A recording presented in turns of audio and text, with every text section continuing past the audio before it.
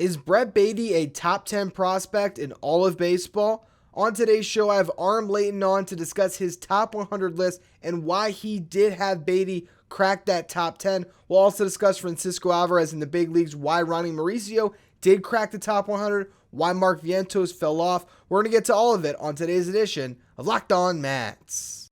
You are Locked On Mets, your daily New York Mets podcast. Part of the Locked On Podcast Network, your team every day.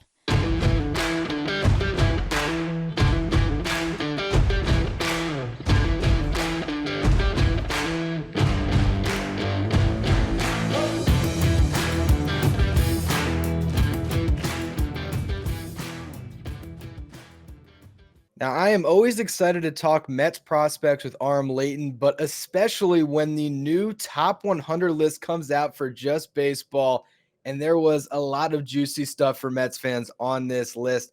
We got to open with Ronny Mauricio cracks the list. He's there. We got Ronny on board, finally. There you go. That was just for you. Thank Was just you. for you. Fink was texting me every week, telling me, you see what Ronny did today. You see what Ronny did today. But no, I'm excited to talk about it because it's this guy I say is the poster boy of prospect fatigue. So that definitely excited to talk about that, dude. But thanks for having me on. For sure, man. For sure. Actually, we'll save the Ronny conversation for later because there's more pressing matters with this Mets roster. You actually texted me when you were making this list and you said, get ready for your mind to explode a little bit. And I was like, are you going to put Baty over Alvarez? Which is funny because I did the exact same thing when I made my own top 10 for the Mets system. I had Brett Baty as the number one overall prospect. And I think you probably have some similar reasoning. The reason why I did it was because I'm pretty damn sure at this point that Brett Baty is going to be at least an average defender. I think maybe even above average defender at third. And I know he's going to hit. Whereas Francisco Alvarez, there's some questions still. I think he's a great prospect, but yeah, it's not sure. Where Baty, I'm pretty positive at this point what he's going to be.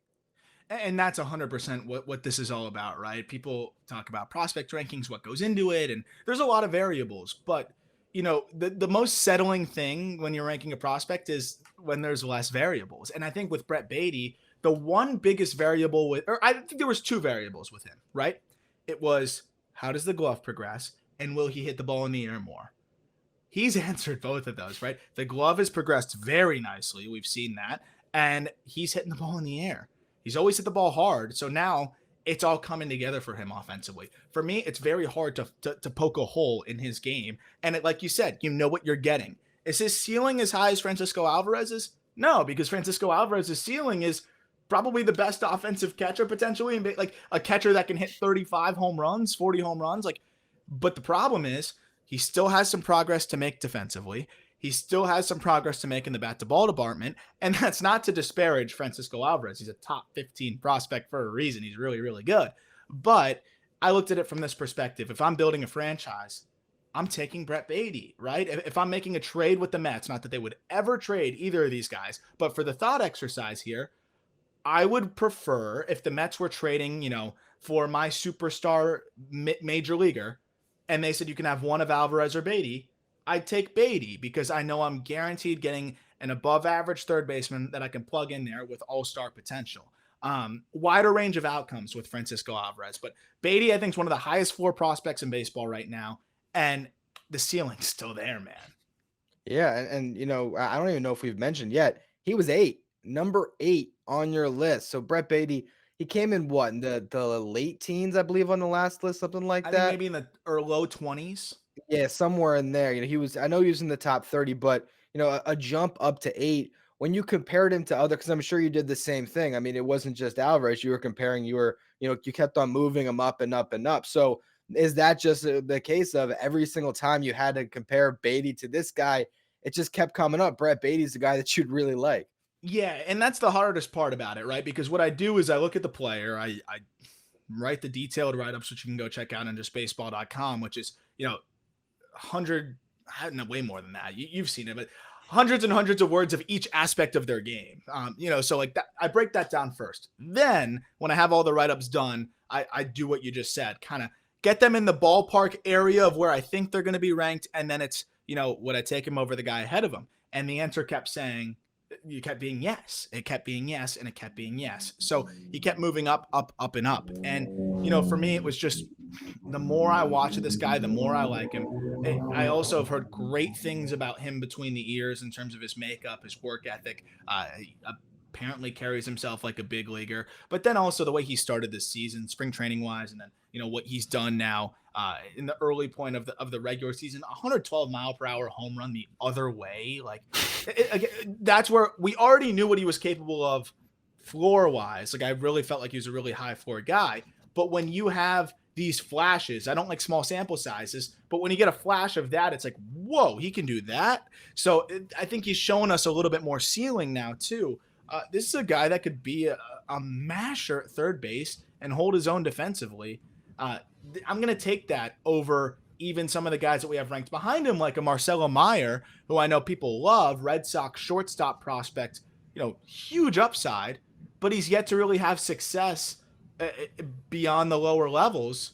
We know what we're getting with Brett Baty here. And honestly, to me, the upside of Meyer wasn't that much higher than what I think we could see from Brett Baty.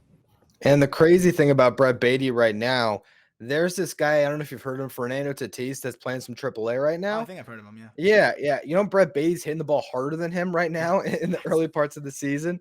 I mean, it's insane, the exit velos that he continues to generate. He always did, but as you mentioned, it's that steady progression. I think that's the thing that impresses me the most. You look at the 2021 to 2022 season, the biggest complaint you had and others did is hitting the ball on the ground. He goes from a 61% ground ball rate in AA to a 42% the following year. Massive improvement. 2022 to 2023, only thing holding you back, Brett, is your defense. We've seen him making highlight reel play after highlight reel play, showing off the arm, showing off, a level of patience even where he's not rushing throws because he knows that he has, the arm strength that he can trust it. So I think he is just answering any question you would have. And I believe that just means that, that all-star potential, he has a really good chance to reach that outcome because we're just scratching the surface of what he can be in a couple of years.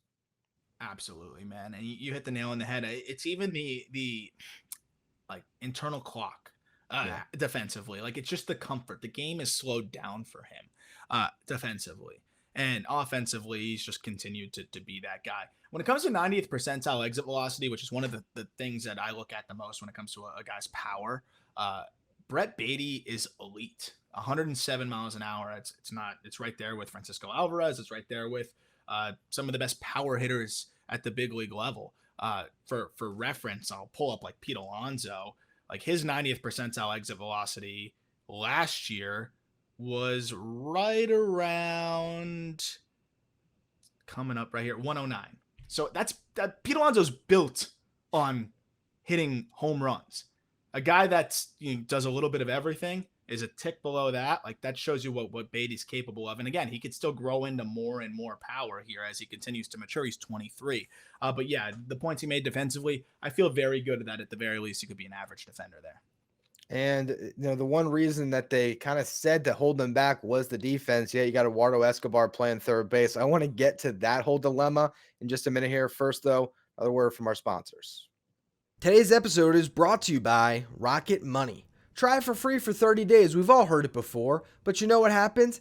80% of people forget about those subscriptions, and that's where RocketMoney comes in. They'll help you find those forgotten subscriptions so you can stop paying for ones you don't use. Most Americans think they spend $80 a month on subscriptions. Well, actually, that number is closer to $200 a month. You need to know exactly what you're spending each month, and that's why you need RocketMoney, a personal finance app that finds and cancels your unwanted subscriptions, monitors your spending, and helps you lower your bills all in one place. Over 3 million people have used RocketMoney, saving the average person up to $720 a year. Stop throwing your money away. Cancel unwanted subscriptions and manage your expenses the easy way by going to rocketmoney.com/lockedonmlb. That's rocketmoney.com/lockedonmlb. rocketmoney.com/lockedonmlb. Have you ever been in that situation where you really want to go to the game, but you're just stressing out trying to find tickets? Game Time is where you should go because it's fast and it's easy. It's the best place to buy all the tickets you could want for sports, music, comedy, and theater near you with killer deals on last minute tickets with their best price guarantee. So you can stop stressing over the tickets and start getting hyped for the fun you're going to have at whatever event you're trying to go to. I needed tickets on opening day. Guess what? Went to Game Time. I needed to get rid of my tickets for the second game of the season. Was able to sell them quickly on Game Time. The Game Time guarantee means you'll always get the best price. If you find tickets in the same section or row for less, Game Time's going to credit you 110% of the difference. It's the fastest growing ticketing app for a reason. You'll get images of receipts before you buy, so you know exactly what to expect when you arrive. You can buy tickets in a matter of seconds, 2 taps, and you're all set. Tickets are sent directly to your phone, so you never have to dig through your email. Snag the tickets without the stress with Game Time. Download the Game Time app, create an account, and use the code LOCKEDONMLB for $20 off your first purchase. Terms apply. Again, create an account, redeem the code LOCKEDONMLB for $20 off. Download Game Time today. Last minute tickets, lowest price, guaranteed. All right, so Brett Baty, Eduardo Escobar. Actually, I'm writing an article right now for Just Baseball about this because I'm frustrated. I've been talking about it on my show for a while now. I don't get it, and I can make the argument for you of why the Mets are doing it. There's a little bit of a roster crunch. You are trying to carry a Tim LeCastro on your bench because you have Vogel back, so you want a pinch runner that can, if Vogie walks in the 7th, can come out, and you sign Tommy Pham this offseason, and you're not going to cut a Guillorme or option him down. So I understand how you just kind of fill the roster and say, well, maybe he could use a little bit of time in triple still, and he hadn't played much in triple, but is there anything that you watch from Brett Baty right now that makes you think that there's more development to be done in the minors? Because I believe he's at a point right now where the learning he has to do is at the show. No, I think if anyone listening to this, follows me on Twitter by chance, they will probably see what I'm saying here, like often about every time Baty goes yard. I'm like, Mets could probably use this. I don't really see what else he has to prove, especially with what he's shown defensively. I think he's ready. I think it's more so the Mets kicking the can down the road. I think they know he's ready too, but I just don't know if they're totally sure to just rush that yet because of the roster implications elsewhere. But when it comes to Brett Baty in a vacuum, if there were no roster issues, I think he'd be in the big leagues already. Yeah, and that's the thing to me. It's the roster, and it's if he stays down until June 3rd, we will know without a doubt in our minds that the Mets were doing service time manipulation here to get that extra year of control. It's cut and dry. So if he's in the minor leagues until June, that's why, especially because the numbers have just been ridiculous. But I don't want to spend the entire show on Brett Baty when there is a Mets top prospect currently at the big league level, Francisco Alvarez. It's funny because you've talked about it on my show, and I really kind of latched onto this when I saw it a little bit when I went to see Alvarez last year. Then we were telling me the same thing. The struggles with the high heat. He chases, and Josh Hader is in a big moment late in the game where he's got Alvarez up. There's 2 runners in scoring position. Mets down 2, and basically he just says, "I'm going to throw 7 balls at your eyes, and you're going to swing at 3 of them." And he did. I was never banging the drum for Alvarez to get the call. I was happy that we're going to get to see him now because Narvaez goes out, but he was not the prospect that had a problem with being in triple. I did think there was still more learning to be done.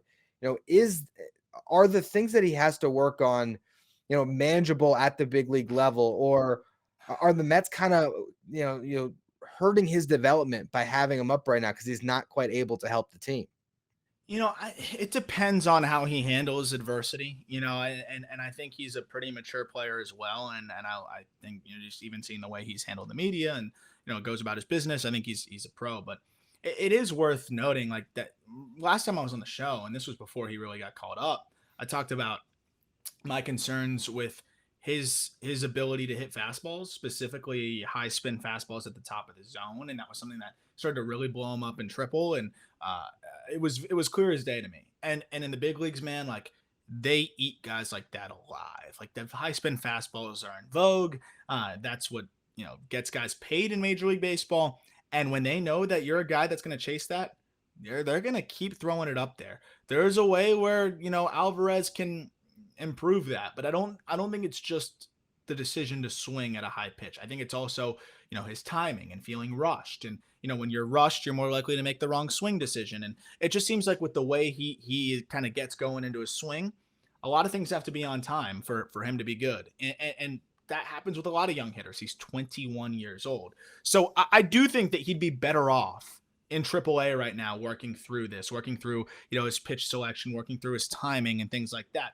But I also do think that he could be a mistake hitter, continue to work through things at the big league level, and offer the Mets more than whatever they would have got elsewhere. So I understand it from a franchise that's trying to win now. I don't think Francisco Alvarez is upset that he's up there collecting his prorated $720,000 and starting his clock. He also is on a team of just so many polished big leaguers and so many proven guys that can help him. And I'm sure he'll be a sponge there. So it's a unique situation.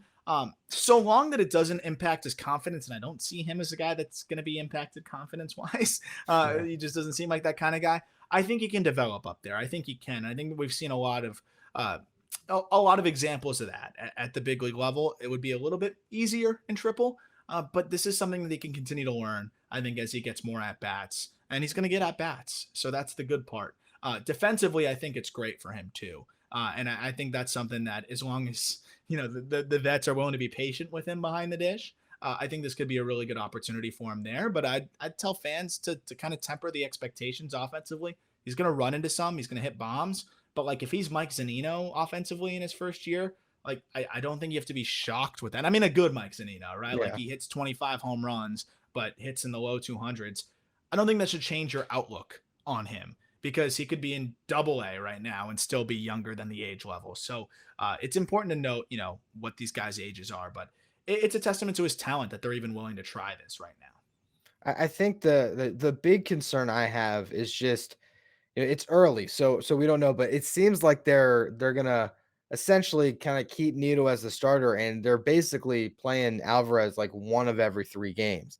And to me, I just think you got to get the bat into the lineup a little bit more. I don't want to see him just kind of wasting away a little bit. It's great that he's up. We're seeing him, sitting next to Buck Showalter through these games. He's getting a crash course on everything you need to know about baseball, but you still have to play the game. And whether it's, taking some at bats from Tommy Pham at DH, like it's not like they're incredible options that the Mets are kind of force feeding at bats to. I feel like he needs to get out there, at least 4 games a week, you would think, to at least keep things rolling. Like if he's only playing 2 games a week, isn't that hurting the development to not get out there at all? That would be, yes. At that point, then I do think it's impacting the development. How often do you think he's going to play out there?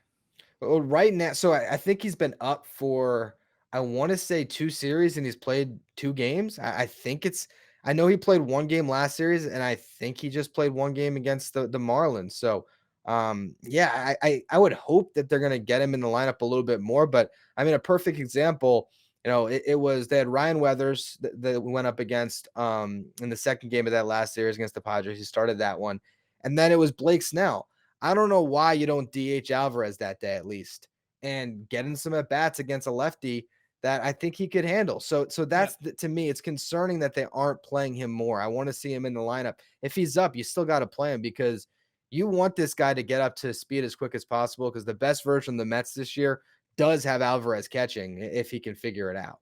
Yeah, and it's interesting because I think you got to look at, and he's more talented and just a way better makeup. It's not similar in this regard, but you got to look at Luis Campusano of the Padres and the way that he's been handled there, and I think it's really stifled his development. Right, that's a guy that's seen sporadic playing time.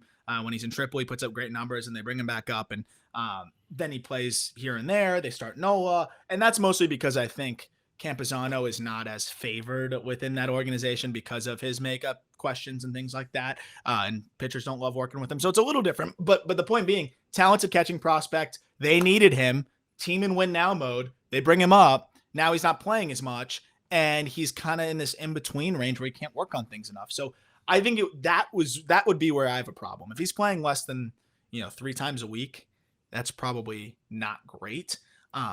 Especially when he can probably hit those sinker baller lefties, right? Those soft throwing lefties. Like, know where you're putting him in positions for success. And I think he still can be a productive hitter for you. But he shouldn't just be a guy that's a pinch hitter against Josh Hader throwing 98 at the top of the zone, or, like he shouldn't be just coming in against relievers and then spot starting once or twice a week.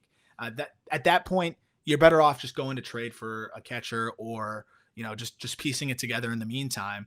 Because I don't think that's going to be enough of a difference. Whatever Alvarez gives you at the big league level isn't going to make enough of a difference for it to be worth what you might compromise over the future. That said, I think the only way they really impact his development is if he's playing the amount you said, which would be frustrating. Yeah, it has been. It really has been. One last thing on Alvarez before we move on to the other prospects. Defensively, what have you seen? Like, I know it's always been kind of a question where he's going to fall, and it seems like from reading your top 100, you're starting to come around more and more that Alvarez can be at least average, if not potentially even slightly above average defensively. Yeah, I think he's got a shot to be an above average defender. And he's 21, and his bat has forced him up, and his glove has now had to catch up, which is, almost not fair to him, because it's his fault that he hit so well through the minor leagues and that he was so damn good with the bat. So, it's catching development is arguably just as hard as hitting development. So that's two things that a guy has to worry about. And that's what makes catching prospects, just they have the hardest job, I think, of any minor league position as they climb through the ranks. So I feel like it's lags behind, and that's why he gets a little bit of an unfair rap there. But he's a 21-year-old catching prospect. Would we expect most 21-year-old catching prospects to handle Max Scherzer and Justin Verlander well? Probably not. So I think he's going to grow into being a good catcher. He's a good athlete. He moves well. His receiving keeps getting better. His arm's solid. He's got all the goods to be a great catcher, or at least a very solid one. He just needs the reps. And I think that his bat has kind of caused his reps to be a little sporadic, and he's had to deal with a bunch of different situations and, be pushed through quickly. I think as he gets more reps, I do think he'll be at the very least an average defender.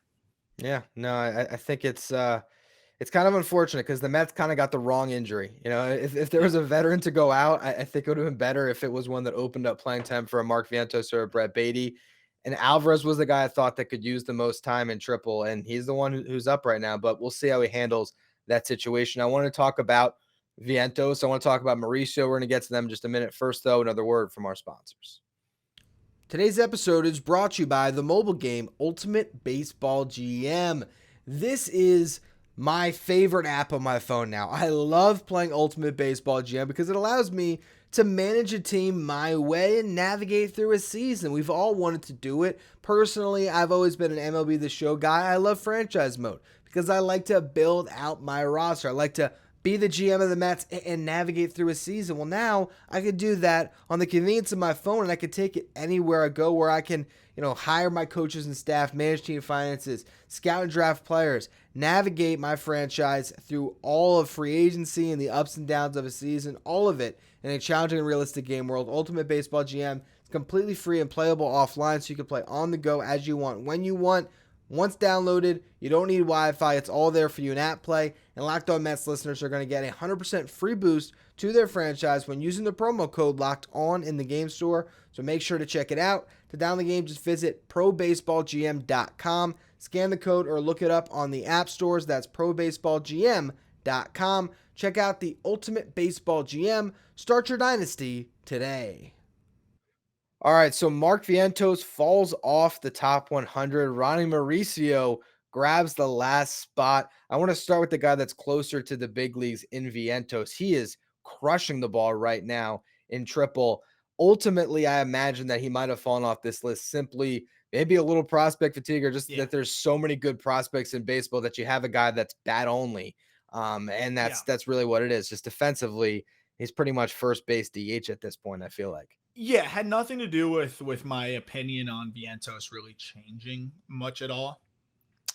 It really is what you said. Like, there are, if you look at the top 100 list, a litany of new guys. There's a new draft every year. There's young guys that are continuing to, improve and perform and enter into that list. So, and then you got guys in his own organization like a Ronny Mauricio, and I'll tell you why, like, Mauricio edges out Vientos here. But it was really about the position. So like a guy like Edouard Julien makes it, who is a positionless masher as well. Left-handed bat who walks with the best of them and strikes out slightly less. And I feel like the contact rates were a little bit more consistently high. That's going to play a little bit more. But that said, Vientos, I still think is a really good bat that I would love to see get more opportunity. He went crazy in the game I went to at spring training. I think he had 110-mile-an-hour home run to center and then another one. Like this guy, like, is he going to be a little bit frustrating at times with the swing and miss? Sure. Does it stink that he doesn't have a solid position? Yeah. But this is somebody that is going to hit enough, I think, to be a solid big league bat. I think he's going to be one of the biggest trade chips potentially, especially with the reemergence of Ronny Mauricio, and that could be a trade chip as well. But Vientos is a guy that is still a top 100 talent with the bat, but just kind of got lapped by younger guys that have a little bit more going for them on other sides of the game. Yeah, no, I get it. I get it entirely. And I just think that Vientos is in just such a tough spot with his organization right now. You put him on, name a rebuilding team. He's getting opportunities to play every day, and he's probably really shining in a big way. He's got 4 home runs right now this season. I think his OBP is over 400. He's hitting over 350. Like, he is tearing the cover off the ball. He's gotten an entire full season in triple. There's nothing else to show. But the Mets decided to roster Tommy Pham, and that's kind of where you're at. And it's frustrating to me because I just feel like the ceiling of this Mets team includes Baty and Vientos in particular, maybe Alvarez, but those two guys I feel like have shown that they're ready to help this team win now. And you're seeing veterans continue to get opportunities where I just think the upside's so much higher for some of these guys to hit the home runs. I actually said before the season, one of my bold predictions was the Mets are going to get 40 home runs from their rookies. What do you think? Do you think they can get there? 40 home runs from there. So that would be Baty, Alvarez, and then whatever they get from Vientos or maybe Mauricio. Yeah. That's a bold prediction. I think it's possible. If they call up Baty, absolutely. I assume they do. If they call up Baty, I think he could hit 20. I think Alvarez could hit 15. I think it's possible. It's a bold prediction, right? I'm not supposed to be like, oh, yeah, for sure. Yeah. I think that's a good bold prediction. Thank you. I thought so. Yeah. Ronny Mauricio, my next bold prediction. He's Jordan. No, we've seen fans get crazy with it. I'm not there. It's funny because he has a great spring in the beginning, right? He steals all the headlines the first week, hits 3 or 4 home runs. Then he tailed off. And if you look at his numbers, I think he finished spring and he got a lot of run with like a 280 on base percentage. So it's like, all right, well, that's kind of the Ronny Mauricio we've come to expect a little bit. Now he started off red hot in triple. What did you see that has you changing your opinion enough to include him on this list? Because he's been a guy that you've held off on, and Mets fans have yelled at you about for a while. Me jokingly, other ones more seriously. Yeah, so look, this is one of those where it's really interesting because, like I said in the start, he's the poster boy of prospect fatigue. My issue with Ronny Mauricio was that I never saw a top 50 prospect Ronny Mauricio that we were getting, in the early going there. I started to not really see top 100 Ronny Mauricio. That doesn't mean that he wasn't a top 200 guy. It doesn't mean he wasn't a top 175 guy. I always thought the talent was there, but I used to get frustrated with just like this is a superstar in the making. He's got the talent too. The thing that stands out the most to me with Mauricio, and the reason why he breaks into this list, is one, the defense has actually improved a lot. That was a fun dive video-wise. Yes, he made 25 errors, but if you go back and look at them, most of them are from I think he had like the yips or something. Like his throws were off. That's a very fixable thing. If it was footwork or balls eating him up or poor actions, I'd be worried. Actions looked way better. He was moving way better. But that said, his arm is massive. If for whatever reason, making the throws from different arm angles doesn't work for him at short, he will be a really solid defender at third.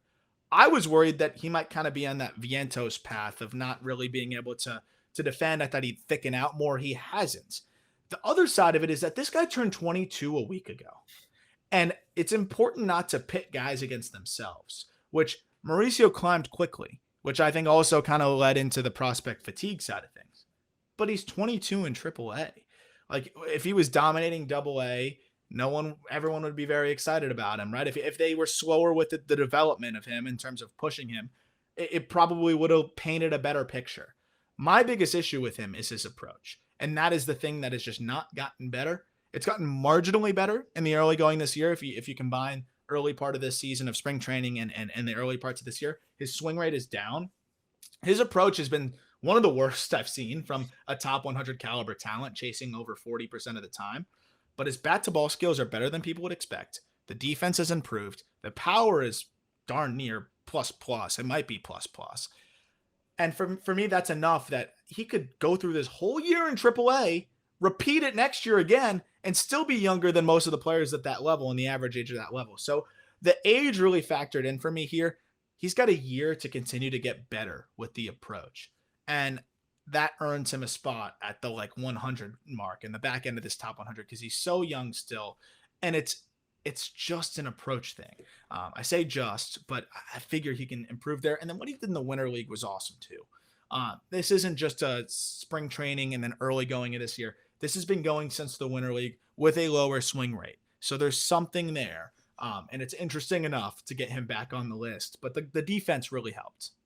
Yeah, he's I think if you're looking at this system, he might be the best just freak athlete. And it's crazy in a system that has Alvarez, Baty, Vientos. I think he might have the most power. Like the home runs that this guy hits are incredible tape measure shots. He is, when it all connects, you really do dream superstar potential. I am curious, you have Lindor at short. So we know that if he stays with the Mets, he's never playing shortstop. Is it right field or is it third base? And if it's third base, which I think is probably his best position, then you push Baty into left probably. So it's interesting to have both of these guys where I feel like each of them is making their strides defensively to hang in the infield. But one of them, if they are both on the team, has to move to the outfield. In a world where it clicks for Mauricio offensively, like this continues, and we say, okay, this is a big league bat, because the thing with him is his power is so good that even if he's a below average hit tool guy, he'll be a productive big leaguer who gets on base at a frustratingly low level, but hits homers like Ozzy Albies type, So WRC plus might not love him, but it'll be enough to keep him in the everyday lineup. For me, I think Baty is, you don't want to have two guys playing a different position there. I know short to third should be easier, and Mauricio probably projects better there. But if it ain't broke, don't fix it with Baty. Mauricio is agile enough. He moves well enough, and he has a hose for an arm. I think he'd be a great right fielder. He's got no reps out there yet. They've really not moved him from short. I think he could learn right field. I'm interested to see if we start seeing him play more games out there. Or if he just keeps playing short and they want it, that might tell me that he's looking like more of a trade chip there, right? So I'm interested to see how they handle that, but I think the best spot for Mauricio is right where he could actually be a solid defender there. We saw Jordan Walker make the adjustment. Jordan Walker is a better athlete, but Jordan Walker had no experience out there. Plus arm, moves pretty well, and he figured it out. And now he looks like at least a serviceable defender out there. I think Mauricio could figure it out in a similar way. I'm glad that my right field Ronnie nickname could continue. That's where I think it makes the most sense. It's projecting out the future of this team. So it's going to be really interesting to see. And like you mentioned there, I've said this on my show a ton. Pay attention to where he's playing, as you said there. If he's playing shortstop all year, they're viewing him as a trade chip at the deadline. If we once we see him move around the diamond a little bit, that's when the Mets are considering promoting him. Because you're not just going to take him from shortstop and throw him into an MLB outfield. So if he's playing right field, you're going to be like, oh, they're starting to consider this. So great stuff, Aram. The top 100 just went up. A lot of great stuff on the Mets prospect, all the prospects around baseball. You got the Call Up podcast, Just Baseball Show, all the good stuff that we do. Follow him on Twitter at Aram Leighton 8. You can follow me at Finkelstein Ryan. Thank you for making this your first listen today. Now for your second listen, check out Locked On Fantasy Baseball. If you want to win your league this year, you can find them wherever you get your podcasts and on YouTube, part of the Locked On Podcast Network, your team every day.